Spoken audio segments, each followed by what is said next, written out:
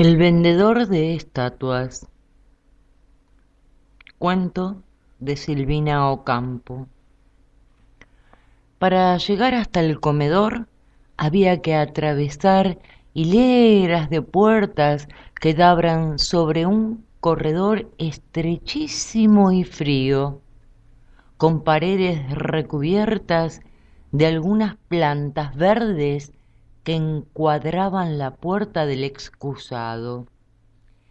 En el comedor había manteles muy manchados y sillas de Viena donde se habían sentado muchas mujeres y profesores gordos.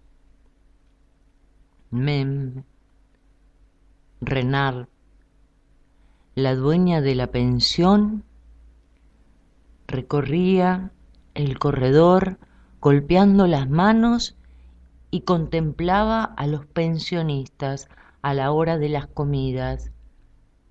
Había un profesor de griego que miraba fijamente con miedo de caerse. El centro de la mesa había un jugador de ajedrez, un ciclista, había también un vendedor de estatuas y una comisionista de puntillas, acariciando siempre con manos de ciega las puntas del mantel.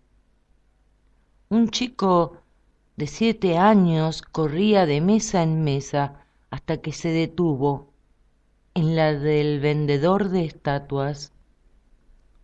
No era un chico travieso, y sin embargo una secreta enemistad los unía. Para el vendedor de estatuas, aún el beso de un chico era una travesura peligrosa. Le tenía el mismo miedo que se les tenía a los payasos y a las mascaritas. En un corralón de al lado del vendedor de estatuas tenía su taller. Grandes letras anunciaban sobre la puerta de entrada: Octavio Crivellini, copias de estatuas de jardines europeos, de cementerios y de salones. Y ahí estaba un batallón de estatuas temibles para los compradores que no sabían elegir. Había mandado construir una pequeña habitación para poder vivir confortablemente. Mientras tanto, vivía en la casa de pensión de al lado y antes de dormirse le decía disimuladamente buenas noches a las estatuas. Sentado en la mesa del comedor, Octaviano Crivellini era un hombre devorado de angustias. Estaba delante de los fiambres, desganado y triste, repitiendo: no tengo que preocuparme por estas cosas, no tengo que preocuparme por estas cosas. El chico de 7 años se alojaba detrás de la silla y con perseverancia malabarista le daba pequeñas patadas invisibles. Y esta escena se repetía diariamente. Pero eso no era todo. Las patadas invisibles a la hora de las comidas las hubiera podido soportar como picaduras de mosquito de otoño. Terribles y tolerables también.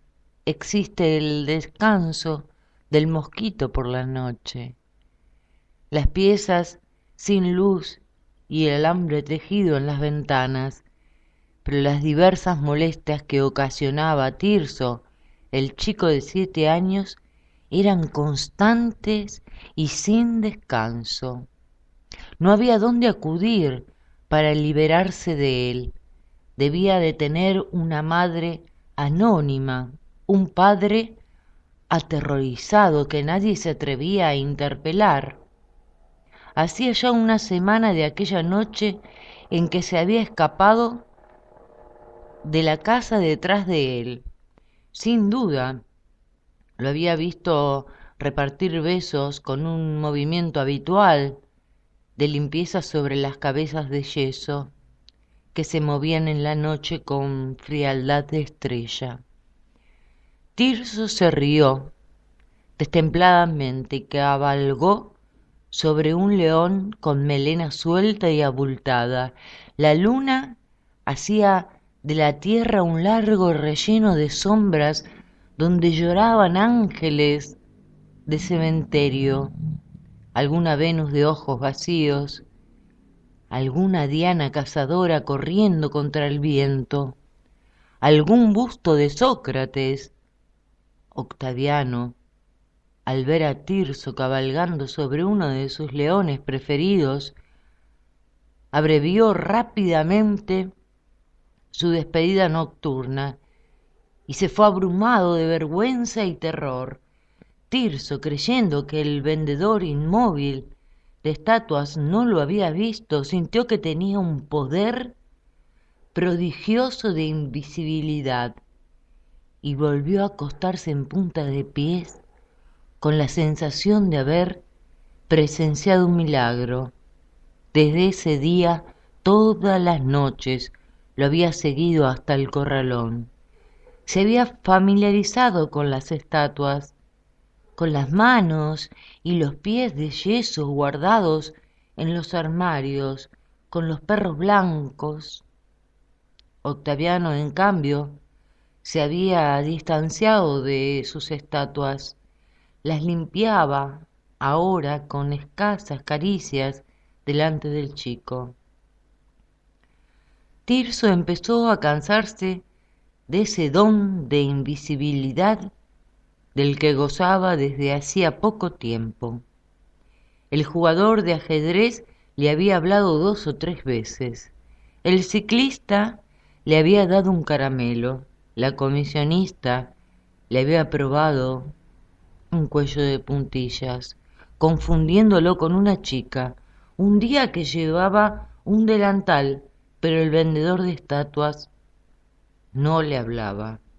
Cuando terminaron de comer, Octavio se levantó, como un chico en penitencia, sin postre, el que hubiese deseado que Tirso se quedara sin postre. Se ató un pañuelo alrededor del pescuezo y salió como de costumbre. Tirso lo siguió. Empezaba a grabar su nombre con tiza colorada en las estatuas, y Octavio creía enloquecer de pena. Tirso deshojaba, le robaba su tranquilidad, lo asesinaba subterráneamente, y Tirso era inconmovible e independiente como lo son raras veces los grandes criminales. Cuando volvió a acostarse, al querer cerrar la puerta de su cuarto, sintió una fuerza gigante que lo retenía. Hizo tentativas inútiles por cerrarla, hasta que de pronto, inesperadamente, se le vino encima, aplastándolo casi el brazo. Pocos minutos después, la puerta volvió a abrirse. No era necesario ver quién abría la puerta con esa fuerza. No podía ser otro sino Tirso. Y esta escena, como las otras, se repitió todas las noches. Las primeras veces trató de juntar todas sus fuerzas en los ojos al clavarlos sobre Tirso, pero los ojos de Tirso eran duros como paredes metálicas. Tenía unos ojos que nunca debían de haber llorado, y solamente matándolo se lo podía quizás lastimar un poco. En el fondo del corralón, un gran armario donde el hombre desesperado se refugió una noche. Tirso, al ver que no estaba allí el vendedor de estatuas, se fue decepcionado, pero persistió en su cabalgata nocturna. Empezó a notar que sus actos eran tan invisibles como su cuerpo. Los nombres que había grabado en las estatuas no los encontraba nunca la noche siguiente. Por eso sacó su cortapluma para grabarlos, como en los árboles, de una manera más segura. Una noche llena de perros que ladraban a la luna, el vendedor de estatuas se retiró más temprano que de costumbre en el refugio del armario. Tirso no se resolvía a bajarse de encima del león, pero al fin empezó a trotar en círculos y semicírculos enloquecido, arrastrando un ruido de fierros oxidados por el suelo. El vendedor de estatuas, después de un rato, no oyó más nada. El silencio y el bienestar habían entrado de nuevo en la noche circundante. Iba a salirse del armario cuando oyó dar a la llave 2 vueltas que lo encerraban. Quedaba poco aire respirable. Quizás alcanzaría para unas horas de vida. Sintió desfilar todas las estatuas que había vendido y que no había vendido a lo largo de su existencia. Un ángel de cementerio estaba cerca de él y le indicaba el camino al cielo. Llevaba un nombre grabado sobre la frente. Tuvo miedo. Sacó el pañuelo y borró largamente el nombre en la oscuridad del armario, donde se acababan las últimas gotas de aire y de luz que todavía le permitían vivir. Silvina Ocampo, El vendedor de estatuas.